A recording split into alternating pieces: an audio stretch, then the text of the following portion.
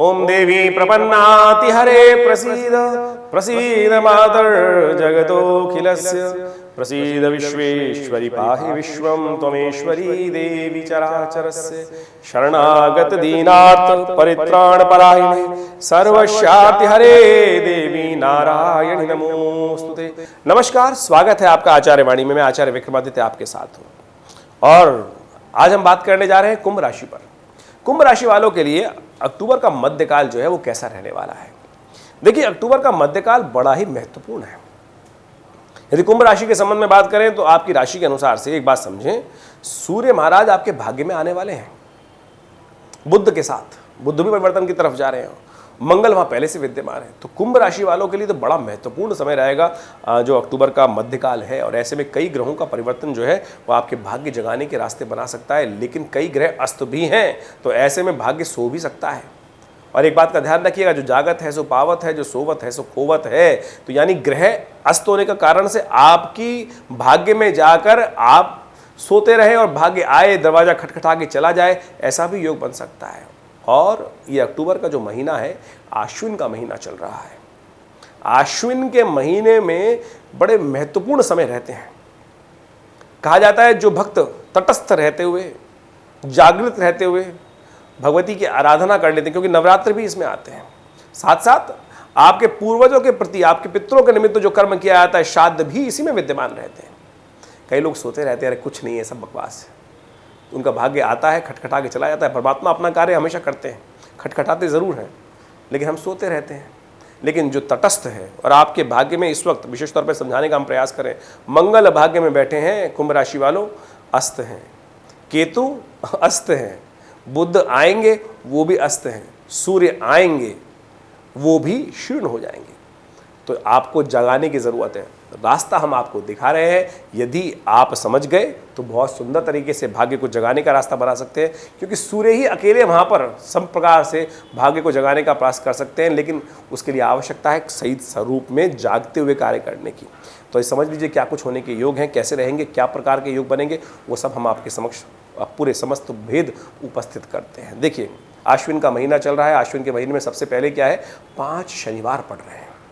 ये शनिवार 5 पढ़ना किसी मास में शास्त्र के अनुसार से कहा जाता है कि भूकंप आने के योग बनते हैं, महती धरती जो है वो हिलने के योग बनाती है, साथ साथ विस्फोटक योग बनते हैं, युद्ध के योग बनते हैं। और ग्रहों की गणना विशेष तौर पर दिखा भी रही है। ऐसे में आप समझें कि पहले पक्ष के अंदर क्या हुआ, आश्विन में जो कृष्ण पक्ष हुआ, एक तिथि बढ़ी एक तिथि घट गई। तो ऐसे में जो बाजार का भाव है वो थोड़ा सा परिवर्तनशील होता है, डगमगाता रहता है, कुछ बढ़ते हैं कुछ घटते हैं, बार बार घटते हैं बार बार बढ़ते हैं, इस प्रकार के योग बनते दिखाई दे रहे हैं। तो जो लोग स्पेकुलेशन वाले बिजनेस में हैं, भाव के बिजनेस में हैं, उनको बहुत ध्यान से काम करने की ज़रूरत है। ग्रह अस्त चल रहे हैं और ऐसे में हल्की सी असावधानी आपको परेशानी में डाल सकती है। तो तटस्थ होकर समस्त को जगाते हुए माँ भगवती की कृपा प्राप्त करने के निमित्त सिलसिलेवार तरीके से समझ लीजिए। देखिए, हम बात कर रहे हैं अक्टूबर के मध्यकाल की। 16 तारीख को ग्रह गणना विशेष तौर पर दिखा रही है कि सोमवार का अवसर, द्वितीया तिथि, भगवती ब्रह्मचारिणी देवी की आराधना करने का अवसर, शाम को चंद्र दर्शन रहेगा। ग्रह गणना आपके लिए बड़ी अनुकूल बनी हुई है। धर्मयुक्त तरीके से आप कार्य करते दिखाई दे रहे हैं। भाग्य जागने के योग बन सकते हैं। धन लाभ के अवसर आपको सुंदर प्राप्त हो सकते हैं। यदि आप विशेष तौर पर भगवती कृपा प्राप्त कर लेंगे तो बहुत सुंदर रहेगा। या देवी सर्वभूतेषु लक्ष्मी रूपेण संस्थिता नमस्तस्यै नमस्तस्यै नमस्तस्यै नमो नमः। यह आपके लिए सुंदर उपाय है, इसको अवश्य करने का प्रयास कीजिए। भगवान शिव के मंदिर में जाकर भगवती की पार्वती जी के समक्ष जाकर उनको बिल्वपत्र अर्पित करें, उनके बिल्वपत्र के द्वारा पूजन करें, कल्याण के योग बनेंगे। 17 तारीख को ग्रह गणना विशेष तौर पर दिखा रही है कि इस दिन सूर्य परिवर्तन की तरफ जा रहे हैं, तुला राशि में आ रहे हैं, आपके भाग्य में आ रहे हैं। और ऐसे में इन समस्त ग्रहों को आपको समझ लेना चाहिए। सूर्य तुला राशि में आकर क्षीण हो जाते हैं, कमज़ोर हो जाते हैं, लेकिन भाग्य में आ गए हैं आपके लिए। तो ऐसे में भाग्य को जगाने के लिए कौन से खास उपाय आपको कर लेने चाहिए। सूर्य वहाँ आने के कारण से मंगल भी अस्त हो जाएंगे, बुध भी परिवर्तन की तरफ जाएंगे, वो भी अस्त रहेंगे, केतु वहाँ अस्त चल ही रहे हैं, और आज तो चंद्रमा भी वहाँ विद्यमान है। विशेष तौर पर हम समझें बात करें तो इन सब चीज़ों की ग्रह गणना क्या दिखाएगी आपको, ये सब समझ लेना चाहिए। चंद्रमा का परिवर्तन का योग बनेगा दोपहर के समय में, और ये परिवर्तन आपके लिए अच्छा रहेगा। परिवर्तन का योग बनेगा, लाभ के योग बन सकते हैं। लेकिन सूर्य का जो संक्रांति का योग है अगले दिन बनेगा। तो ऐसे में अन्न का दान करना सबसे शुभ रहेगा। माँ भगवती का तृतीय स्वरूप है चंद्रघंटा स्वरूप, उनका पूजन करें, सिंदूर भगवती को अर्पित करें, लाल पुष्पों की माला भगवती को अर्पित करें। ये समस्त कार्य कर कर आप सुंदर लाभ ले सकते हैं, कष्टों को दूर कर सकते हैं। 18 तारीख को ग्रह गणना विशेष तौर पर दिखा रही है कि बुधवार का अवसर और नवरात्र का चतुर्थ दिवस, आश्विन मास के शुक्ल पक्ष की चतुर्थी, ये ग्रहों का योग है। संक्रांति का पुण्य इस दिन रहेगा, क्योंकि संक्रांति रात को 1:30 पे हुई है, तो अगले दिन पुण्य माना जाएगा। मध्याह्न रात्रि में मध्यकाल के बाद यदि संक्रांति हो, सूर्यास्त के बाद 4 घड़ी के बाद, तो कहा जाता है अगले दिन उसका संक्रांति का पुण्य मानना चाहिए। तो ऐसे में तुला राशि में बुध भी प्रवेश कर रहे हैं, वो भी अस्त अवस्था में, तो आपको खासतौर पर बुधवार के दिन कुछ उपाय कर लेने चाहिए। श्री गणेश का पूजन, गणेश जी को दूर्वा अर्पित, ये सब कर आप लाभ ले सकते हैं। और साथ साथ इस दिन कुष्मांडा भगवती की आराधना करने का अवसर है। माँ भगवती को कुष्मांड यानी सीताफल भगवती को अर्पित किया जाता है, पेटे की बनी मिठाई का भोग लगाया जाता है, इसकी बलि दी जाती है विशेष तौर पर शास्त्र के अनुसार से। सर्वार्थ सिद्ध योग विद्यमान है और ये आपके लिए बड़ा सुंदर रहेगा। शुभ कार्यों को संपादित करने के लिए सुबह से लेकर रात्रि में 8:50 तक का ये शुभ मुहूर्त है, इसका लाभ आप ले सकते हैं। कल्याणकारी योग बनेंगे और साथ में थोड़ा इमोशनली स्ट्रॉन्ग करने की ज़रूरत है, उसके लिए उपाय हमने आपको बताया है। पेठे का भोग लगाइए भगवती को, इससे आपके ग्रहों में शक्ति प्राप्त होने के योग बनेंगे। 19 तारीख को बृहस्पतिवार का अवसर, पंचमी तिथि, माँ भगवती स्कंदमाता की आराधना करने का सुंदर अवसर बन रहा है। ग्रह थोड़ा सा कमजोर है, ऐसे में अपने इमोशंस को कंट्रोल करने का प्रयास कीजिएगा। मन में थोड़ी अकुलाहट रहेगी कि मैं काम कर रहा हूँ, मुझे क्रेडिट मिलेगा नहीं मिलेगा, कहीं कोई और लाभ ना ले जाए। चिंता मत करिए, मन की आश्वस्तता को प्रशस्त करने का प्रयास कीजिए। प्रशस्त आश्वस्तता को जो है उसको ठीक करिए। इस बात का ध्यान रखिए कि मन में संकोच चल रहा है कि मैं काम कर रहा हूँ, मेहनत का फल, अरे बिल्कुल मिलेगा। पॉजिटिव रहिए। ग्रह अस्त है लेकिन उसको शक्ति देने का आपको प्रयास करना चाहिए। उपाय क्या किया जाए?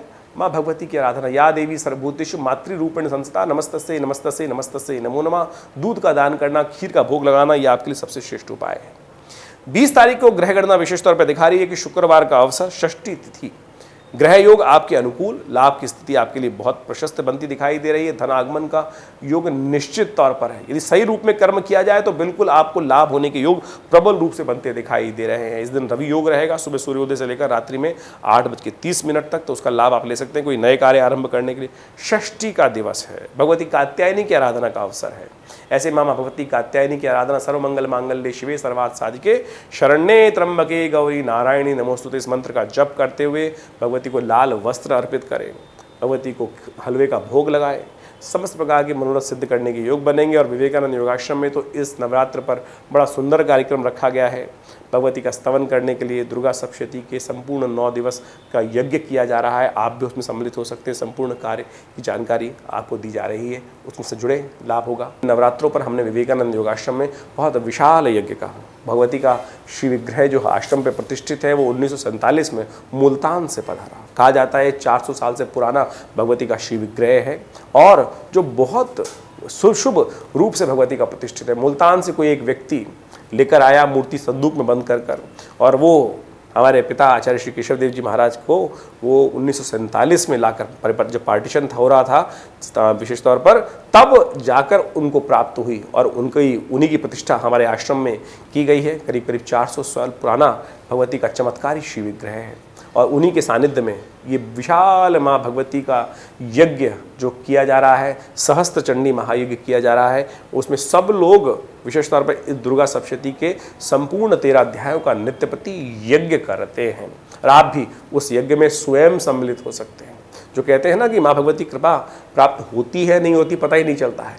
इस यज्ञ में जो बैठते हैं पिछले बहुत अनेक वर्षों से, करीब करीब यहाँ से आश्रम पे ही 70 आज़ादी के बाद से प्रतिष्ठित मूर्ति है और भगवती का ध्यान कर यज्ञ करने से समस्त प्रकार के कष्ट दूर होने के योग बन जाते हैं। ऐसा हमने स्वयं हज़ारों लोगों पर देखा है। आप भी आइए, माँ भगवती का दर्शन करें, कल्याण के योग बनाएं। धन्यवाद, नमस्कार।